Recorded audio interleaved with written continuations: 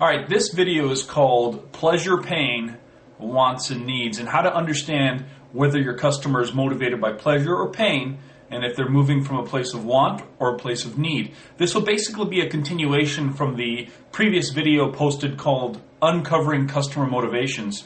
And in that video, if you recall, I shared with you that you have to ask the question, what's most important to you in your next vehicle?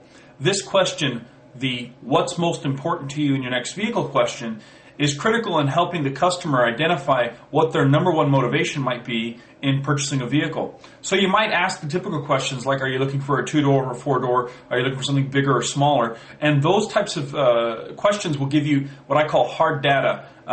It won't talk to you about the emotions or the psychology of the customer, just tell you the checklist or the shopping list. They want a dark color, they want a sedan, and what we're trying to do is go deeper than that and find out what's really motivating them. So you have to ask the question, what's the most important thing to you in your next vehicle, or some variation or adaptation of it. For example, I could say, what's the main thing that you guys are considering when you're looking at your next vehicle? Or out of all the vehicles you're looking at today, what's the one thing that's in common that you're trying to accomplish?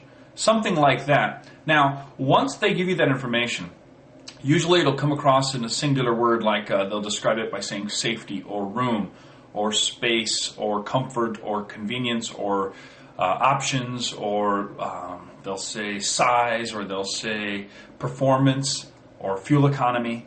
They'll throw out one of those words or maybe even two of those words and say, this is what we're looking for. This is the most important thing. The most important thing for us is comfort. Now, once they've told you that word, you cannot go on just that word alone, because you have to dig deeper. You have to uncover what they really mean by that. So many salespeople will get a false read. Somebody will say comfort, and you'll begin to interpret what they mean by comfort through your eyes and through your body. So you'll say, oh, this is what they mean.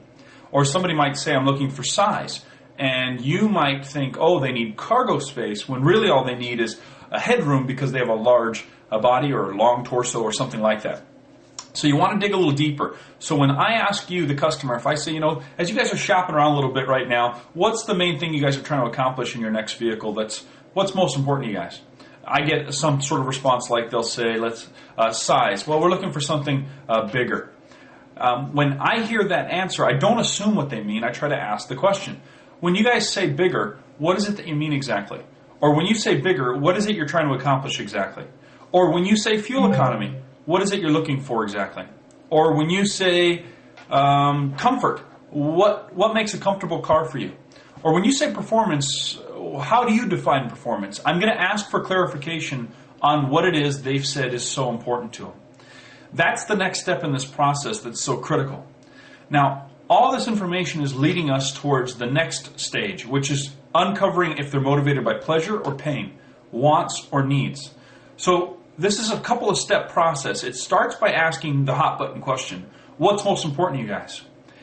Then it goes to the next stage of trying to ask them to elaborate and explain or expound on their answer so that you have better clarification. In the next video, I'm going to show you what you do with that information to create urgency based on pleasure or pain. We'll see you then.